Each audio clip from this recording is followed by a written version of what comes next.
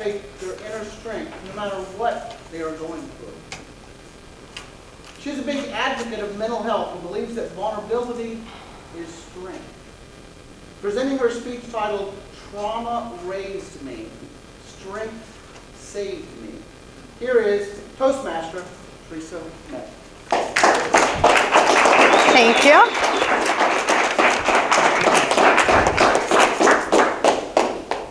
Why do we give an old story power? Most of the time, it shapes the present or the future if we allow it to. I'm a big fitness fanatic, and I believe that life is like burpees. Who likes burpees? This is a burpee. When you go down, you can stay down or push yourself back up.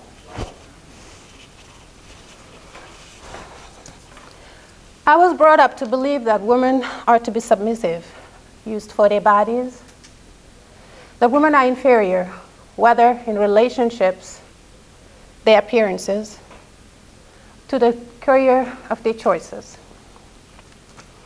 But through the lens of the little girl in me, I also saw women as caregivers, peacemakers, warriors, keepers, and anchors of society.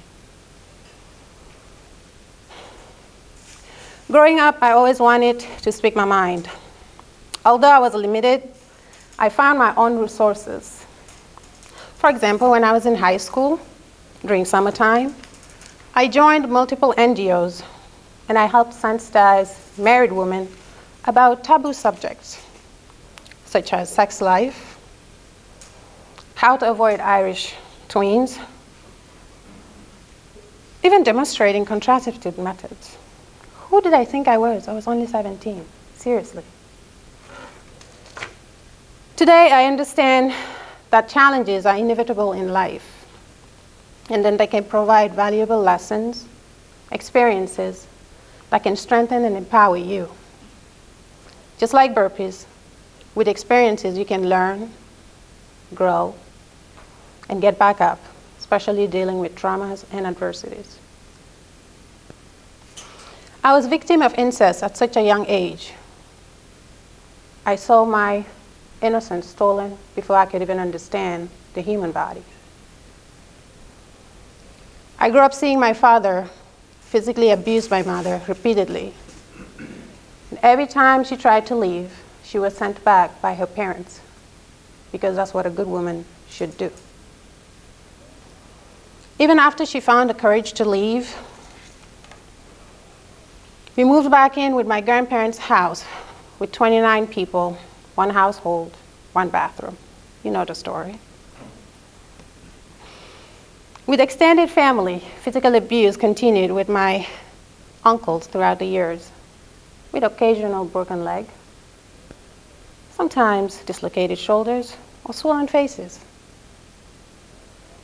At 16 years old, while exploring teenagehood and understanding my body, especially avoiding to be the prey of an early marriage, I was sexually abused by my high school boyfriend. 3 weeks later, I was gang raped by his friends.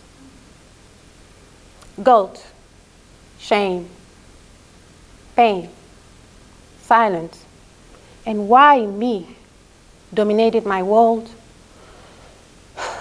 by burying my peace and self-worth. The only option I had was repeated self-harm by trying to take my own life, not once, but 4 times, with no success. Like they say in Wolof, "Sa heure jotagut," which means it's not your time yet. Then I realized I was meant for a bigger purpose in life.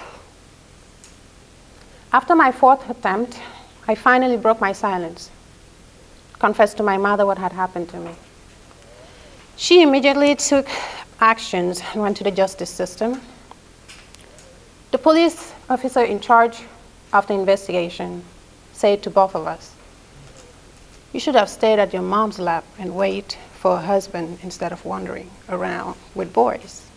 Then he dismissed the case. At that point, I understood it was time to strip off shame, guilt, self-sabotage, unanswered why me's dwelling out of my life for good, and accepted myself fully as I am. Instead of viewing challenges as roadblocks, I see them as opportunities of growth and learning. With strength, I observed and learned that self-care equipped you to face adversity with a clear mindset and a strong body. I strongly adopted coping mechanisms such as exercise, meditation, journaling, dance, art, oh, did I say dance? Spending time in nature to prioritize my mental health.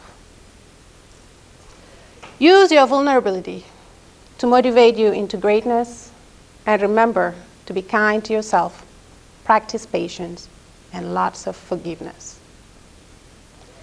Utilize your pain to feel your power, to help you cultivate resilience, tenacity.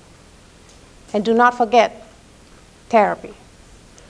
Oh, I know my African people don't believe in therapy, but please, I beg, go to therapy just once.